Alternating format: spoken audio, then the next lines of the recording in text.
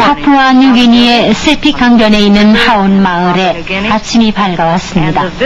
마을은 새 아침을 맞아 생기에 넘칩니다. 사람들은 그날 먹을 식량을 찾아 카누를 타고 강으로 나가거나 정글 속으로 들어갑니다.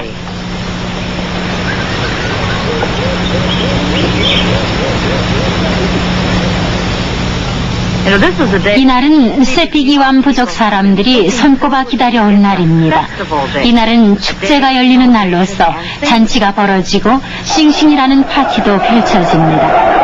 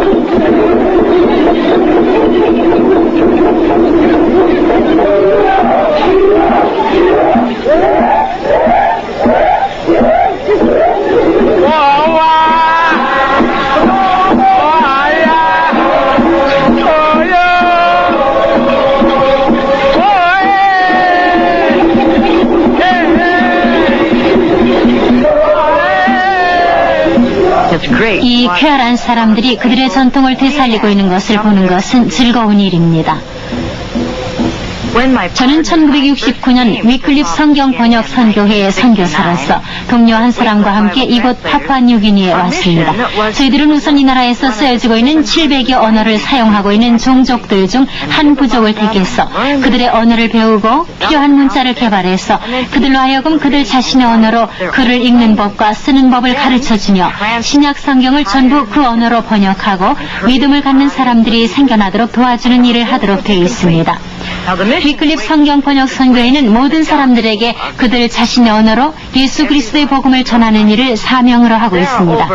이 지구상에는 약 5천여 가지 언어가 있으며 그 중에 절반가량의 언어로는 아직 예수 그리스도의 복음이 전해지지 않은 상태입니다.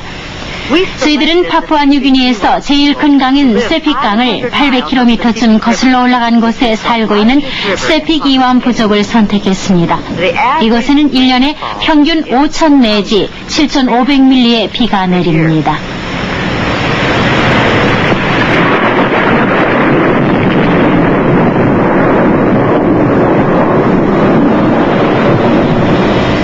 the 1년에 6개월가량은 강이 범람해 있기 때문에 이곳 하온 마을 사람들은 고기를 잡고 사냥을 하는 것으로 생계를 꾸려나갑니다. 물고기들이 학교 안까지 밀려들어오면 마을은 아주 떠들썩해집니다. 모두들 나와 창으로 고기를 잡는 것이 볼만합니다. 이렇게 되면 여러 날 먹고도 남을 식량이 생기게 되기 때문에 잔치를 벌이고 기뻐하게 되는 것입니다. 참으로 흥겹게 노래하며 즐거워합니다.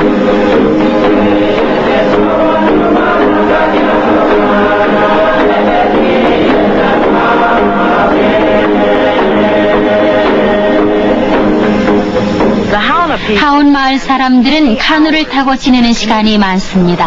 이 사람들은 강을 중심으로 사는 사람들이어서 카누를 만드는 일이 아주 중요한 일입니다. 어른 아이 할 것 없이 누구나 카누를 갖고 있습니다. 매년 크고 작은 400척 이상의 카누가 만들어집니다. 카누를 만드는 일은 남자들의 일로서 이들은 이런 일 하는 것을 즐거워합니다. 이곳 사람들은 정글로 들어가는 것을 좋아해서 한 번에 20-30명씩 떼를 지어갑니다. 이와 같이 큰 나무를 찾으려면 정글 깊숙이 들어가야 합니다. 지금 젊은이들이 이 긴 강가로 끌고 가기 위해 정글 사이로 길을 내고 있습니다. 어떤 때는 7-8km씩 길을 내야 할 때도 있습니다.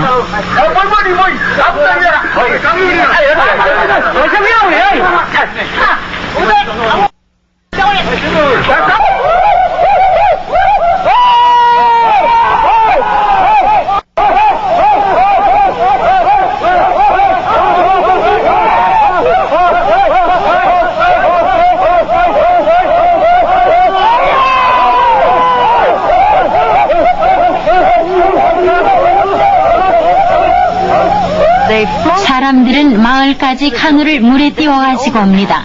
그러면 좀 더 나이가 든 어른들이 익숙한 솜씨로 카누를 다듬고 매끈하게 손질합니다.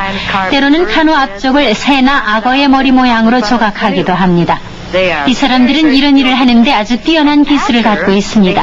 카누를 원하는 모양으로 다듬은 다음에는 불에 거슬립니다. 사람들은 이렇게 하는 것을 가리켜 카누를 요리한다고 말하죠. 이것은 카누를 오랫동안 썩지 않게 보존하기 위한 방법입니다. 검댕으로 나무를 문지르면 훨씬 오랫동안 쓸 수 있습니다. 사람들이 팀을 이루어 서로 협동하는 것은 참으로 보기 좋은 일입니다. 혼자서 일하는 사람은 보기가 어렵습니다. 그렇게 하는 것은 이곳 풍습이 아니니까요. 사람들이 딱딱한 통나무를 들어올리고 있습니다. 정글에는 이러한 단단한 나무들이 많습니다. 사람들은 집을 짓는데 이 나무를 씁니다. 이 나무들은 너무 무거워서 물에 뜨지 않습니다. 어떤 때는 이러한 나무 하나를 들어올리는데 90명이나 되는 사람이 필요할 때도 있습니다. 새로 집을 짓기 위해서 이곳 사람들이 함께 어울려 일하는 것을 보는 것은 감명 깊은 일입니다. 여자들은 고기를 잡으러 갈 때 그들의 카누에 그릇을 싣고 갑니다. 이곳 사람들의 주식은 쇠고라고 하는 것이죠. 이것은 쇠고 야자나무에서 채취하는 것입니다. 사람들은 이 나무에 속을 지어서 그것을 짜서 거기서 나오는 진액이나 전분을 모읍니다. 그리고는 물을 끓여서 그 위에 붓습니다. 그러면 그것은 반죽한 밀가루처럼 됩니다. 이런 쇠고 풀떡을 나뭇잎 위에 올려놓습니다. 나뭇잎은 접시와 같은 것입니다. 이렇게 만든 음식을 매일 먹습니다. 보통 구운 생선과 함께 먹게 되죠. 우리가 이 사람들의 말로 성경을 번역할 때 우리는 예수님을 생명의 떡이라고 하지 않고 예수님 생명의 풀떡이라고 했더니 사람들이 무척 감동했습니다. 쇠고 풀떡만 먹는 경우는 별로 없고 주로 구운 생선과 함께 코코넛을 곁들여 먹습니다. 넝그렁기라는 이름을 가진 이 사람처럼 말입니다. 그는 마리린 선생님, 제 목구멍은 무척 기쁩니다 라고 말했습니다. 이곳 사람들은 마음이 가슴에 있는 것이 아니라 목구멍에 있다고 생각합니다. 그래서 넝그렁기는 목구멍이 기쁘다고 하는 것입니다. 그는 또 말하기를 이것이 우리들의 몸을 튼튼하게 해줍니다 라고 말했습니다. 사람들은 강물을 떠서 마시기 때문에 여러 가지 병에 걸리기 쉽습니다. 그래서 병을 고치는 무당은 언제나 바쁩니다. 이 마을에는 55명이나 되는 병 고치는 무당이 있으며 모든 사람이 이 무당을 찾아가곤 합니다. 그래서 이 병 고치는 무당들은 늘 바쁘게 다니면서 아픈 사람들을 치료한다고 합니다. 이곳에는 언제나 병자가 있습니다. 사람들은 정글 속에 있는 귀신들 때문에 병이 생긴다고 생각하죠. 이 무당은 지금 어떤 귀신이 이 아이를 병에 걸리게 했는가를 알아내려고 이른바 진찰을 하고 있는 중입니다.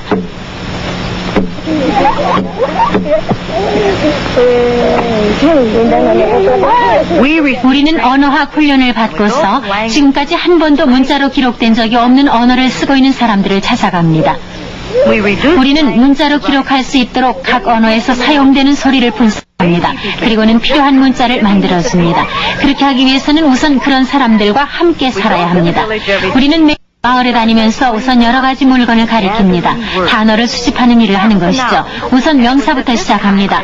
종이라는 뜻을 가진 단어를 찾을 때 일입니다. 이 사람들은 종이를 본 적이 없기 때문에 이것을 바나나 잎사귀라는 뜻을 가진 요꾸라는 이름으로 불렀습니다. 연필은 논문이라고 불렀는데 그것은 뿌리라는 뜻을 갖고 있습니다. 그리고 연필로 쓰는 것을 가리켜 은이라고 했는데 그것은 새긴다는 뜻을 갖고 있습니다. 그들은 그들의 언어가 바나나 잎사귀에 새겨진 것을 보고 대단히 흥분하게 됐습니다. 그들은 저에게 꼬르디무 뭐니 디무 요꾸니 꺼러 하고 질문하곤 했습니다. 그것은 즉 당신이 그 바나나 잎에 새기고 있는 것은 무엇입니까? 라는 뜻입니다. 그러면 저는 우리아이끈 또 요꾸니 즉 나는 당신 말을 새기고 있습니다 라고 대답하곤 했습니다. 내 말을요? 내 입에서 나오는 말을 바나나 잎에 새기고 있다는 말이에요? 사람들은 흥분하는 것이었습니다. 이 사람들과 함께 일하는 것은 아주 즐겁습니다. 이 여인은 자기의 말이 바나나 잎사귀에 적힌 것을 처음으로 보았습니다. 사람들은 언어를 배운다는 것이 어떤 일인지를 잘 모릅니다. 그들은 내가 그들의 음식을 더 먹게 되면 자동적으로 그들의 말을 하게 되리라고 생각했습니다. 그래서 저한테 물고기와 쇠고풀떡과 악어 고기를 먹으라고 했습니다. 저는 그들이 원하는 대로 했습니다. 저는 이들 중에 자기들의 언어를 기록한 글을 읽고 싶어하는 사람들이 있음을 알게 됐습니다. 그러나 대부분의 사람들은 글을 읽는 것과 쓰는 일이 별로 중요한 일이라고 생각지 않았습니다. 그들은 고기 잡는 법을 알며 집 짓는 법을 알고 카누 만드는 법을 알고 있으면 그것으로 족한 것이지 구태여 읽는 법과 쓰는 법을 알려고 할 이유가 별로 없었습니다. 그래서 저는 우선 그들이 그들의 언어를 읽고 쓰고 싶어하는 마음을 갖도록 해줘야만 했습니다. 우리들의 언어학센터가 있는 우카룸바에 있는 동안 저는 정비행 및 무선통신 지원단의 비행기 조종사에게 한 가지 부탁을 하기로 했습니다.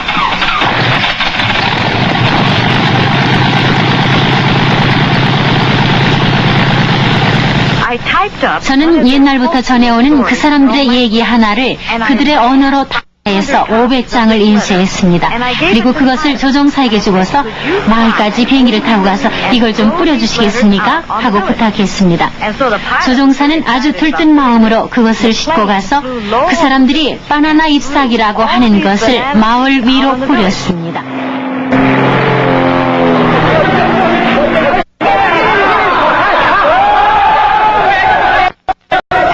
마을의 모든 사람들이 카누를 타고 나와 이 바나나 잎사귀를 주었습니다. 그들이 이 잎사귀에 무엇인가 새겨져 있는 것을 보았으나 어느 누구도 그것을 읽을 수가 없었습니다.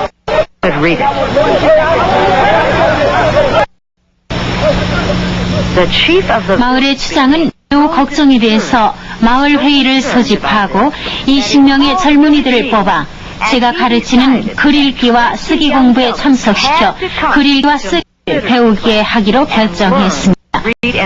이건 중요한 전환점이 됐습니다. 그것은 참으로 마음이 벅찬 일이었습니다. 이렇게 해서 우리의 읽고 쓰는 것을 가르친 프로그램이 시작됐습니다. 20명의 학생은 후에 선생님이 되어서 그들 자신의 언어를 바나나 잎사귀에 새길 수 있게 됐습니다. 그들은 무엇이든지 모조리 배우기를 원했습니다.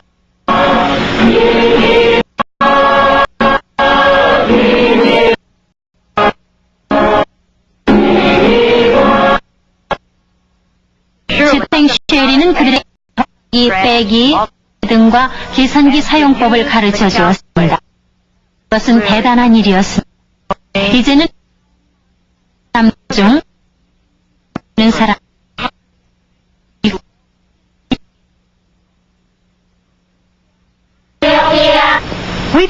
우리는 성경을 번역하는 일을 도와주는 사람들을 5팀으로 나누었습니다. 한 팀은 2사람으로 돼 있었고 우리는 매일 10절 정도씩 번역해 나갔습니다. 그것은 참으로 정신을 집중해야 하는 일이면서도 흥분하지 않을 수 없는 일이었습니다. 그것은 하나님의 말씀을 바나나 잎사귀에 새기는 일이었기 때문입니다. 우리는 우선 신약 성경 전체를 번역해서 그 초고를 내놓기도 했습니다. 이것이 신약 성경 전부를 손으로 적은 것입니다. 그 후에 번역을 도와주던 사람들 자신이 그것을 타자했습니다. 그리고 나서 마을 사람들을 위해 성경을 사용하기 시작했습니다. 누군가 병이 들면 그들은 관련된 성경 구절을 찾아 읽어주었습니다. 성경을 통해 사람들이 필요로 하는 것을 채워주게 된 것입니다. 이와 같이 성경은 그들의 일상생활에 중요한 것이 됐죠. 그러나 성경 번역을 도와주던 젊은이들은 나이 든 사람들이 이 일에 참여하지 못하고 있음을 염려했습니다. 그들은 마을의 지도자들 중에 덕망 있는 분들이 그들을 도와주게 되기를 바랐습니다. 그래서 저는 그들에게 여러분들은 이 마을의 지도자들입니다. 여러분들은 막강한 힘을 가지고 있는 사람들입니다. 여러분들이야말로 여러분들의 언어를 정말로 잘 알고 있는 사람들입니다. 이 일을 끝마치려면 여러분들이 꼭 도와주셔야 합니다. 하고 말했습니다. 그리고 우리는 이 마을의 각 시족들 중에서 몇 사람씩을 보내달라고 요청했습니다. 이렇게 해서 우리는 24명의 자원봉사자들을 얻을 수 있게 됐는데 그 중에는 용하다고 소문난 무당들도 몇 명 있었습니다. 그것은 참으로 기쁜 일이었습니다. 매일 6시 반부터 7시 반까지 이 24명의 나이든 사람들은 함께 모여 우리가 그날 번역한 것을 듣고 보다 바른 번역이 되도록 그들의 생각을 말해주고 도와주었습니다. 후에 그들이 재판관 역할을 했다고 제법 의시되었습니다. 이곳 말로 의사라는 뜻을 가진 말은 인간 비수기인데 그것은 본래 침을 뱉는 사람이라는 뜻을 갖고 있습니다. 마을에는 앞을 보지 못하는 사람들이 덜어 있었는데 무당 의사들이 이 소경들을 고친 적은 없었습니다. 매니와 톰이 우리가 그날 번역한 요한복음 9장 6절을 읽고 있었습니다. 거기에는 예수님께서 소경을 고치시는 얘기가 나옵니다. 그들이 바로 그 부분을 읽고 있었습니다. 예수께서 땅에 침을 뱉어 진흙을 이겨 소경의 눈에 바르시니 그 소경이 다시 보게 되었습니다. 이들이 그 얘기를 듣고서 그분이 무엇을 했다고요? 라고 물었습니다. 데니와 톰이 대답하기를 예수께서 땅에 침을 뱉으셨습니다. 그렇다면 예수님은 아마 온 세상에서 가장 능력이 많은 침 뱉으시는 분임에 틀림이 없겠군요.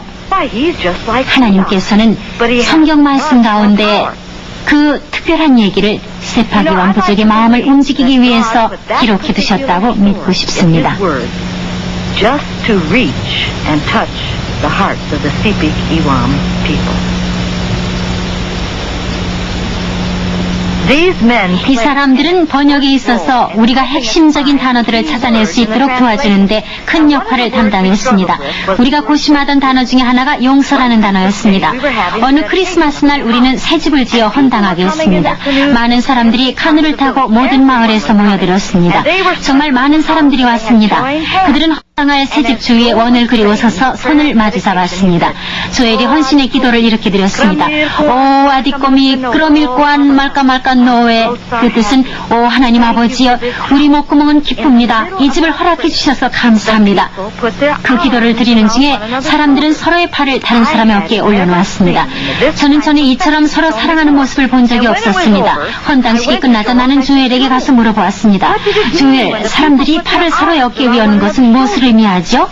조엘은 매우 감격하고 있었고 그의 눈에는 눈물이 고여 있었습니다. 그는 대답하기를 마릴린 어떤 사람이 다른 사람의 어깨에 그의 팔을 올려놓는다는 것은 그들이 서로 전에 행한 모든 잘못을 용서하고 더 이상 그것을 기억하지 않는다는 것을 의미하죠.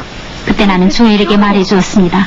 조엘, 바로 그것이 성경이 말하는 용서입니다. 예수님께서는 우리 어깨 위에 그의 팔을 올려놓으시고 우리가 범한 죄를 다시 기억하지 않으시려고 우리들에게 찾아와 주셨습니다. 이제 우리는 용서란 단어를 찾았습니다.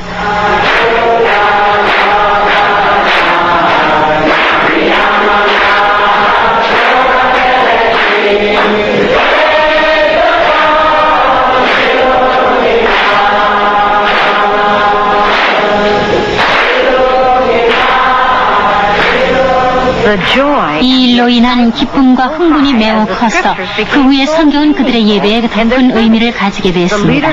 그들 스스로의 지도력이 이제 막 자라나기를 시작하게 됐고 사람들은 그들 스스로의 언어로 예수님께 찬송과 기도를 드리게 됐습니다. 그들은 이제 200곡 이상의 찬송을 가지게 됐습니다.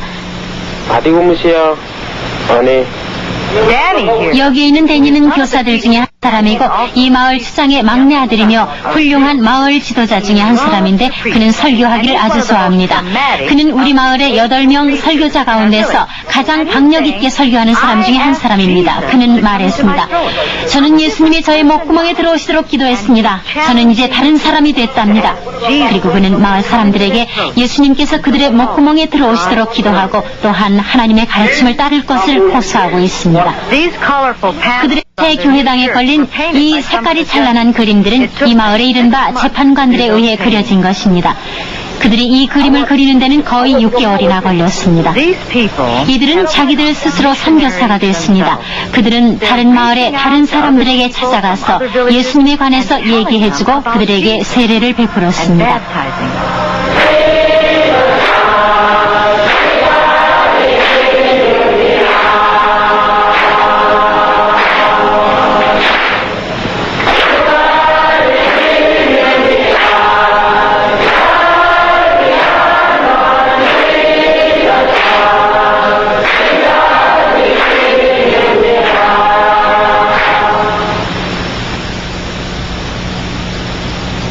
어느 날 저는 마을을 지나가고 있었는데 마침 노킨이라는 사람의 집에 가까이 가게 됐습니다. 이제 노킨은 이 마을에서 가장 나이 많은 사람 중에 한 사람이죠.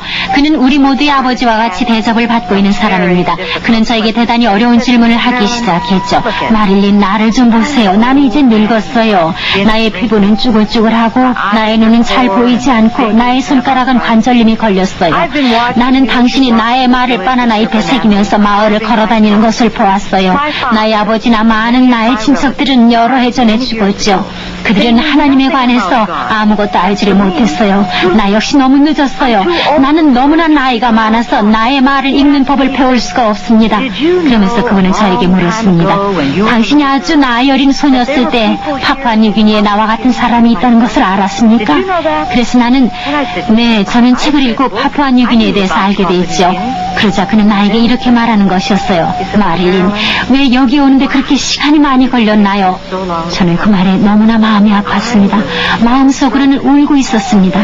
주님, 제발 다른 사람들은 이 사람과 같이 이렇게 오랫동안 기다리게 하지 마십시오.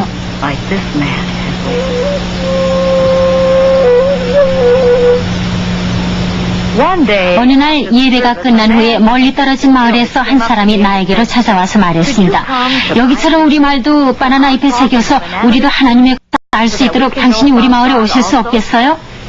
저는 저의 일이 아직 끝이 나지 않았기 때문에 갈 수 없느라고 말할 수밖에 없었습니다. 그래서 저는 그가 사는 곳이 어딘지를 물어보았고 그는 멀리 떨어진 산악지대를 가르쳐 주었습니다. 그래서 저는 우리가 그의 마을을 곧 방문하겠다고 약속해 주었습니다. 며칠 후에 우리는 몇 사람을 모았습니다. 우리 마을의 그리스도인들은 우리가 그 약속을 잊어서는 안 될 것이라고 했습니다. 그들은 다른 마을 사람들과 그들의 필요에 대해서 큰 책임감을 느끼고 있었습니다. 그래서 우리는 강을 거슬러 올라가기 시작했습니다. 우리는 서로 다른 언어를 사용하고 있는 여러 마을들을 지나가게 됐죠. 그 언어들은 전혀 문자로 기록되어 본 적이 없는 언어들이었습니다. 뉴기니에는 700가지의 서로 다른 언어들이 있습니다. 이 지구상에는 3,000여 언어가 아직 문자로 기록되어 본 적이 없는 언어들입니다. 그런 언어를 쓰는 사람들은 예수님에 관해서 들어본 적이 물론 없습니다. 성경을 지구상의 모든 언어로 번역해주는 일은 위클립 성경 번역 선교회만의 일이 아닙니다. 이것은 지구상에 있는 모든 교회와 그리스도인들의 책임인 것입니다. 위클립 선교회는 성경이 평범한 사람들에 의해서 번역될 수 있기 위해 쓰임받고 있는 하나의 도구에 불과한 것입니다. 하루 종일 강을 거슬러 올라가서 우리는 마을 하나를 발견하게 되었습니다. 산속에 숨겨져 있는 마을이었죠. 그곳 사람들은 우리들이 약속을 지켰다는 사실에 대해서 매우 감격했습니다. 우리들이 그 마을을 방문한 역사상 최초의 백인들이었습니다. 나는 그 마을 사람들과 얘기하면서 마을의 중앙에 자리 잡은 새 집 하나를 주목하게 됐습니다. 그 집은 다른 여러 집과는 아주 달랐죠. 저는 그 마을 지도자에게 물어봤습니다. 저기 있는 저 집은 뭐 하는 집이에요? 그 집은 하나님의 집입니다. 하나님의 집이라고요? 아니, 그러면 이전에 여기 선교사가 있었나요? 아니요, 우리 마을에 결코 선교사가 온 일이 없습니다. 저는 다시 묻지 않을 수가 없었습니다. 그러면 목사님이 계셨어요? 아니요, 우리들에게 하나님에 관해서 말씀해준 사람은 아무도 없었습니다. 그렇지만 우리는 어떤 사람이 어느 날인가 여기 우리 마을에 와서 살면서 하나님에 관해서 말씀해줄 것으로 알고 있습니다. 그래서 우리는 저 집을 준비해 놓았고 이제 기다리고 있는 것입니다. 저는 저 자신에게 반문해 보았습니다. 기다리고 있다니. 저는 눈물을 멈출 수가 없었습니다. 저는 울면서 기도했습니다. 주님, 제가 무엇을 해야 합니까? 저는 주님을 아직 알지 못하고 있는 사람들로 가득 찬 수많은 마을을 보았습니다. 오, 주님, 제 고국에 계시는 분들의 마음을 감동시켜 주십시오. 너무나 많은 사람들이 기다리고 있습니다. 그들은 간절히 먼저 복음을 받은 사람들이 어서와 주기를 기다리고 있습니다. 어서 와주세요.